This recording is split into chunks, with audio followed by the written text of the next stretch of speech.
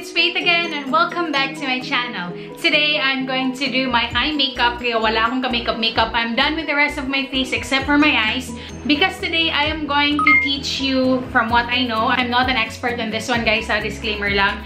But from what I know and what I've learned from YouTube as well, there are like 5 of you requested the basic eye makeup brushes that are perfect for beginners. And today, we will do that. So, I have here 5 brushes. Ito lang yung mga brushes na kailangan ko if I want to do a simple eye makeup look or a little bit more complicated. Ito, okay na sa akin itong brushes na ito. So first, I feel like this is the most important eye makeup tool. So first is this one. That one is a blending brush. Ayan. This brush, yung shape kasi niya is perfect. It fits our crease perfectly, ganyan. And it's fluffy enough na madi-distribute niya talaga yung crease colors. So this I use on my crease transition colors or crease colors and in blending out the edges. So this is the perfect blending brush for that job. So this one is the famous Sigma E40 brush. I've had this brush for almost 5 years now and it's still super duper nice. And hindi pa siya nasisira, guys. Medyo nag-fade lang ng konti yung name dito. But it's still good. Performance niya maganda pa rin. Again, a blending brush. This one is a Sigma E40. Next naman is a shader brush. So this is an example of a shader brush. Kita nyo ba?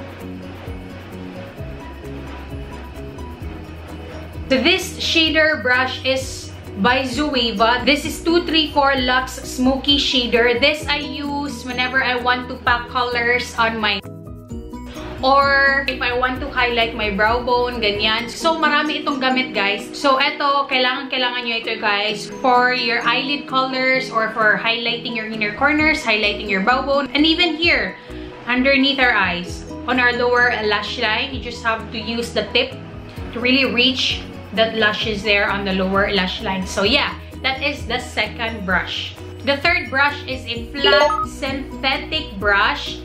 Eto, this is like an option na, guys. Pwede na tong wala sa kit nyo, pwede ding meron. This kind of brush I like whenever I apply eyelid colors na metallic eyeshadows or yung mga shimmery eyeshadows. They are best applied with a flat synthetic brush.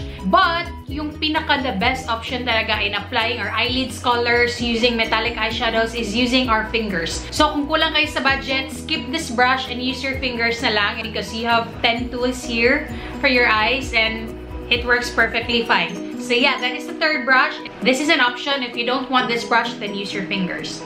Again, this I use whenever I apply a metallic eyeshadow or a shimmery eyeshadow.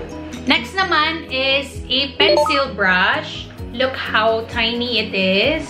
This brush is from Morphe. So this I use sometimes in my inner corners, but mostly I use this on my lower lash line to put eyeshadows here on my lower lash line. As you can see, this is really tiny. It has like a tip there to really reach the lashes on our lower lash line. Minsan ginagamit ko din siya if you want a precise eye color on the outer V here. Like gusto ko yung precise talaga na nakakat talaga. Then I also use this. Pero basically, this is what I always like on my lower lash line and minsan on my inner corners because it's so tiny, it can fit my inner corners. So again, this is the fourth brush. So basically, these 4 tools are what you need. Pwede din itong tatlo na lang. Skip the flat synthetic brush because you have your fingers anyway.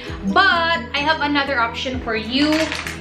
You can buy brushes that are dual-ended. This one, I got it together with my Urban Decay Naked 2-Eye palette. But Eco Tools and Sigma and other brands, they have like dual-ended brushes naman. So, diba, 2 functions and isang presyo lang. So, mas makakasave kayo. So, for this one, it contains the blending brush and on the other side, a flat synthetic brush.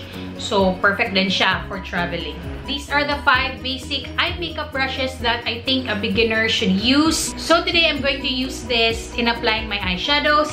And the eye palette that I will be using is from BeautyBigbang. This is the eyeshadow palette right here. It's so tiny, it's so small. It's very travel friendly as you can see. Because I'm wearing a warm dress, then I'm going to be doing a warm eye makeup look as usual. And it has 4 shimmer eyeshadows and 5 matte eyeshadows, which is perfect for a simple daytime eye makeup look and even a bit more complicated. yung mga smoky eyes, ayun, pwede nyo itong gamitin. So, let's start with our eye makeup now. I'm gonna zoom you in so we can start. So, first, I'm gonna get the blending brush and I'm gonna mix this one with this one. This is a bit deeper. Top off the excess. Then I'm gonna put this on my crease. So, start here from the outer V going to the crease. So I'm not gonna dip the brush back to the pan. So I'm just really going to blend this out. Like really blend it. Para walang harsh line. So I'm done with my crease color and my transition shade. I'm gonna get this dark brown eyeshadow using the smaller blending brush from the dual-ended na Urban Decay brush. And I'm gonna put that on my outer V.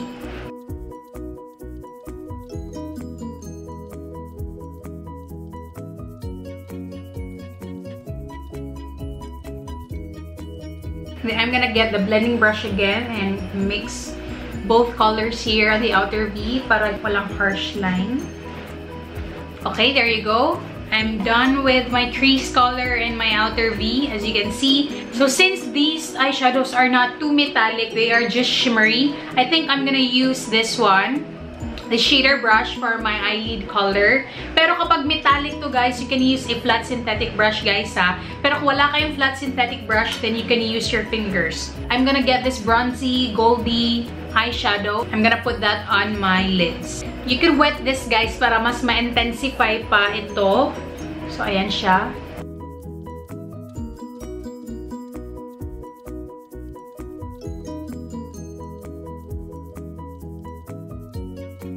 So as you can see, hindi siya super duper intense. So layer natin. You can wet this guys ha, pero ayoko siyang i-wet.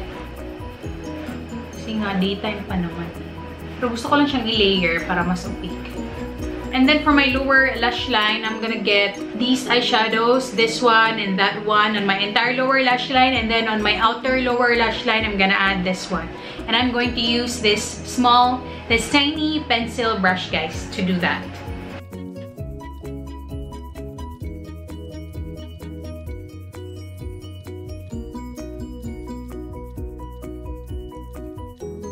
I'm done with my lower lash line. I'm gonna get the blending brush and parang tatanggalin ko lang yung products na meron dito. And then blend the edges. Blend everything together. And I'm gonna get this one shimmery eyeshadow. And I'm gonna put that on my inner corners. Also, a little bit dito on my brow bone. Konti lang. There you go. I think I'm done with my eye makeup. So I'm gonna finish the rest of my makeup, apply mascara and eyeliners and all of that, and then I will be back. I'm done with the rest of my makeup, my eye makeup. Ganon, naka-apply na ako ng mascara. And okay, so these eyeshadows, they're not the best eyeshadows. They're not too pigmented, but they are buildable. Ganon. It's powdery and not creamy. Ganon siya, guys. But yung mga ganitong eyeshadows, dito kayo talagang mapapractice yung blending skills nyo. Dito mapapractice yung tamang technique na dapat when you get eyeshadows, you have to top off the excess. Kasi hindi naman pwede na we start with more products. So we have to start with less products. So dito talaga mapapractice yung eye makeup skills nyo. Ganon. Yung pagbe-blend, yung pag-a-add ng products, tapos blend again, add eyeshadows again, and blend again. Dito talaga, etong ganitong mga eyeshadows kayo mapapractice talaga yung blending skills nyo. Yung dark eyeshadow, this one is a little bit patchy, but you can work with it. Medyo natagalan ako sa kanya kasi patchy siya sa eyes ko, so I have to add, blend, add, blend, add, blend until I reach the level of opaqueness and the level of like seamlessness. Is there a word?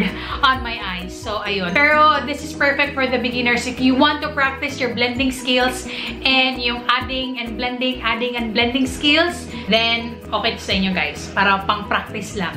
By the way, guys, etong limang ito, okay na ito, guys. Pero, kung hindi nyo kayang bilhin itong lahat, yung Uncludes na eye makeup brush set, okay na yun guys for beginners. As in, perfect na yun. Pero if you really want to invest on brands that are proven and tested through all these years, char. For me, I really love the Sigma brushes and the Zoeva brushes. They're really, really nice. Very, very sturdy. The Zoeva brushes, I've had this for almost 3 years now. Yung Sigma brushes, almost 5 years. In fairness, ganun siya katagal na guys. And okay na okay pa rin sila guys. As in. Pero kung hindi nyo kayang bilhin ito lahat, then you have your fingers guys. Your fingers are the best eye makeup tools in the world. So, ayan lang. So, that's it guys for today's video. I hope may natutunan kayo sa akin ngayon. And if you did, please don't forget to like, comment, and subscribe to my channel if you haven't yet. And also click that bell button beside the subscribe button so you will be notified every time I post a new video. That's it guys. Thank you so much for watching and I'll see you in my next video. Bye guys! God bless everyone! Mwah!